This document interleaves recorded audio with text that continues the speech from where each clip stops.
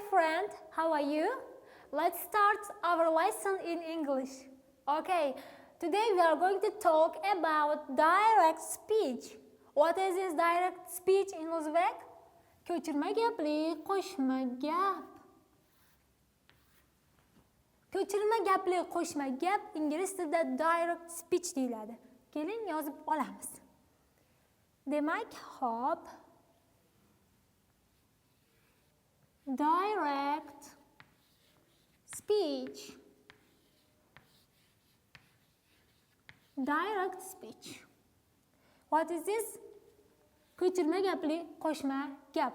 O'zi direct degani, keling mana bu yerga yangi lug'at sifatida kiritib qo'yaylik. Direct. Direct degani to'g'ridan to'g'ri, bevosita degani.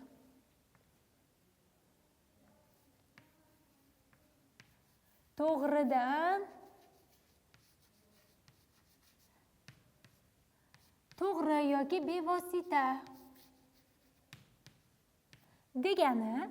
Xo'p, nima uchun to'g'ridan to'g'ri yoki bevosita nutq deyiladi? Speech so'zini bilasizlar, nutq degani edi.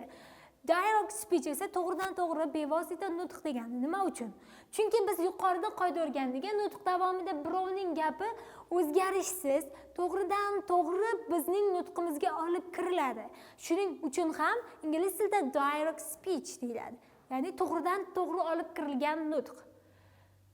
Xo'p, to'g'ridan to'g'ri olib kirilgan nutq, ya'ni biz someone's sentence, ya'ni birovning, boshqa odamning gapini nutqimizga olib kirar ekanmiz. Buni o'zbek tilida ham we learned, o'rgandik, to'g'rimi? Xo'p, keling endi mana bu chizmaga qaraylik. Ko'chirma gapli qo'shma gapimiz ikkita qismdan iborat bo'lar ekan.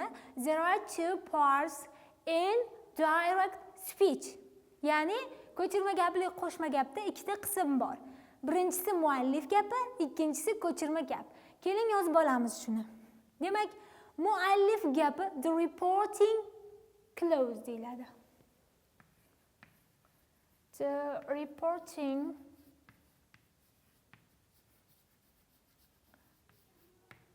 close.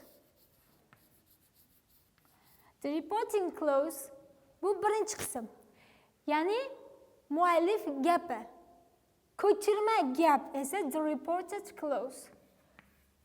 Adashtirib yubormang. The reporting close. Ko'pchilik adashtiradi, balki ehtimol o'zimda ham bo'lib turishi mumkin. The reporting close bu muallif gapi, the reported close esa ko'chirma gap. Reported close.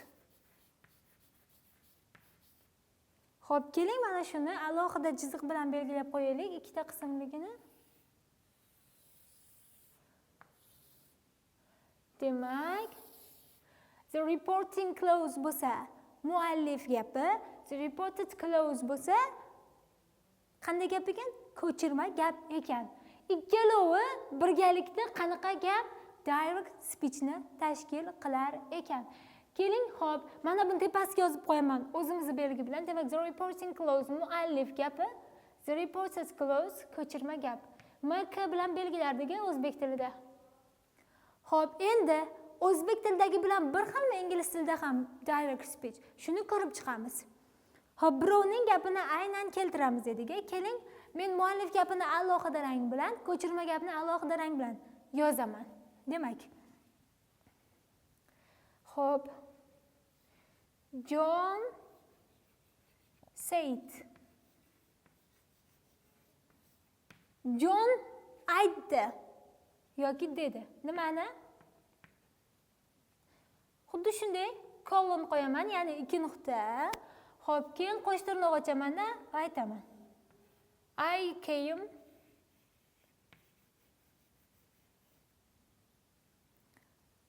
Xo'p, I came home before you. Biz bundagi barcha so'zlarni bilamiz, to'g'rimi? Xo'p, e'tibor bering. O'zbek tilida nuqtani qo'sh tirnoqdan tashqariga qo'yardik, lekin ingliz tilida ichkariga ham qo'yiladi.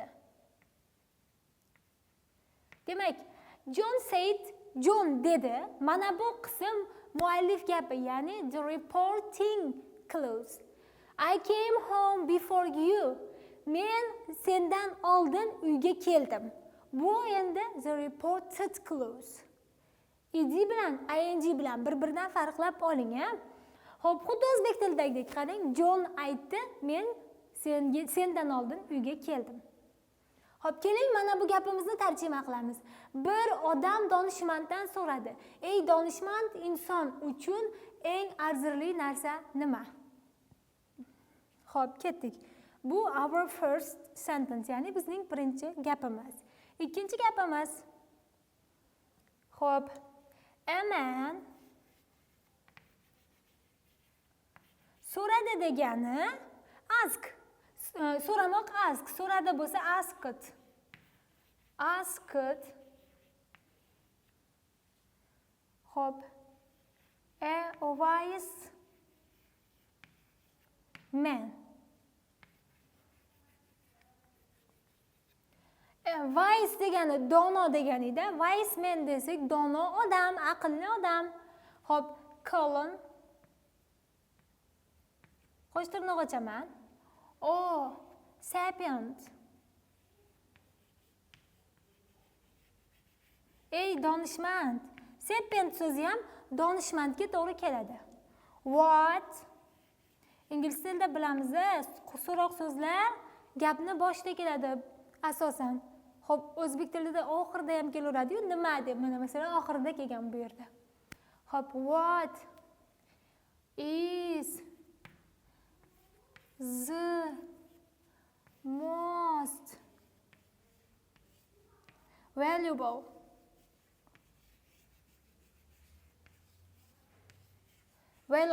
arzirli, qadrli, qimmatli degani. Thing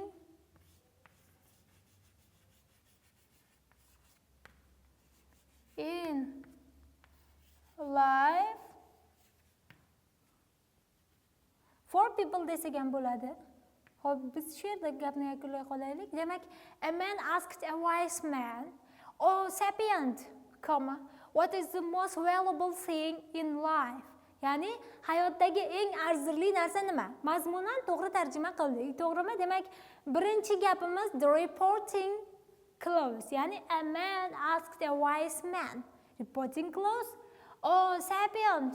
What is the most valuable thing in life? Hayotdagi eng arzirli narsa nima? Eng qadrli narsa nima desak, bu gapimiz the reported close ga to'g'ri keladi. Xo'p, bu yerda biz bilmaydigan so'zlarimiz bor ekan. Demak, ask so'ramoq degani.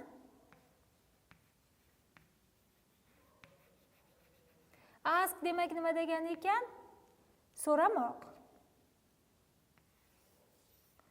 Va bizda keyin yana valuable degan so'z keldi. Buni endi pastida joy bor ekan, pastiga yozaman, ha. Xo'p, arzirli, qadrli, qimmatli, qimmatbaho desak ham bo'ladi. Shu so'zlarga to'g'ri keladi. Xo'p, life so'zini bilamiz, thing so'zini bilamiz. Demak, o'zbek tilidagi ko'chirma gapli qo'shma gapimiz ingliz tilida direct speech deylar ekan. Direct speech consists of two parts, the reporting clause and the reported clause. Ya'ni muallif gapi va ko'chirma gap.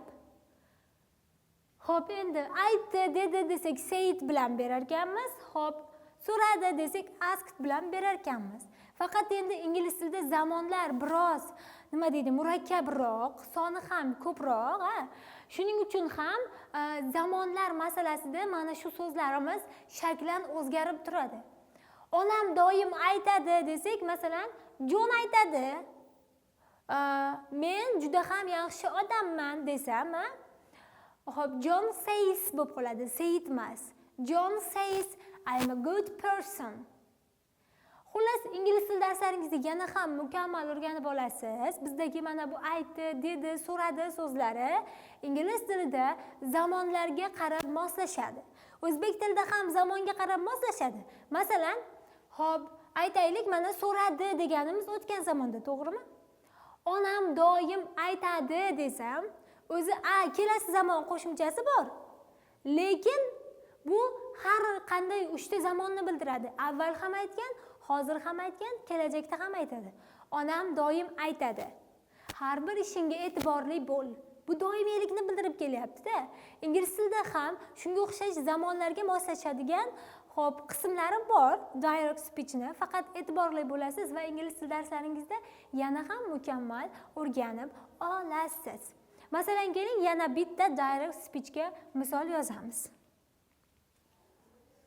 Xo'p, qanday gap aytsak bo'ladi?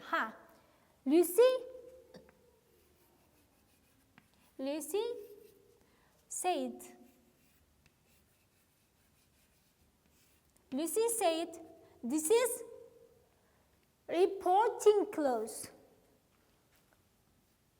Qo'sh tirnoq ochaman. I'm going to go to school tomorrow.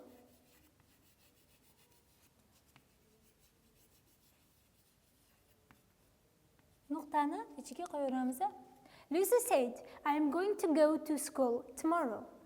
Lucy aytdi, men ertaga maktabga bormoqchiman. Ko'rdingizmi? Demak, this is direct speech. It consists of two parts, the reporting clause and the reported clause. Ya'ni, xo'p, so'zlayotgan odamning gapi va so'zlab bo'lingan gap. Bu o'zgarishsiz kiritiladi, without changes. Okay? Xo'p, demak, qarang. O'zbek tilida ham, ingliz tilida ham ko'chirma gapli qo'shma gap bor ekan. Faqat punktuatsion jihatdan, ya'ni tinish belgilarini qo'yish jihatdan farqlanar ekan va yana qanday jihatdan? Mana bu so'radi, aytdi degan so'zlarimiz biroz ingliz tilida zamonlarga qarab moslashar ekan. Xo'p, ikkala tilda ushbu mavzuni nima qildik? Compare qildik, ya'ni qiyosladik. Bilmagan bir nechta so'zlarimizni o'rganib oldik va xo'p, bir qancha gaplarni misol tariqasida tuzdik va bu yerdan bir nechta gapni bu tomonda tarjima qilib ko'rdik. Demak, we translated, tarjima qildik. Va hozircha siz bilan o'rganishimiz kerak bo'lgan ma'lumotlar shulardan iborat. About direct speech, ya'ni direct speech haqida yana ko'plab ma'lumotlarni siz ingliz tili darslaringizdan bemalol bilib olishingiz mumkin. Men esa hozircha sizga goodbye deyman. See you soon.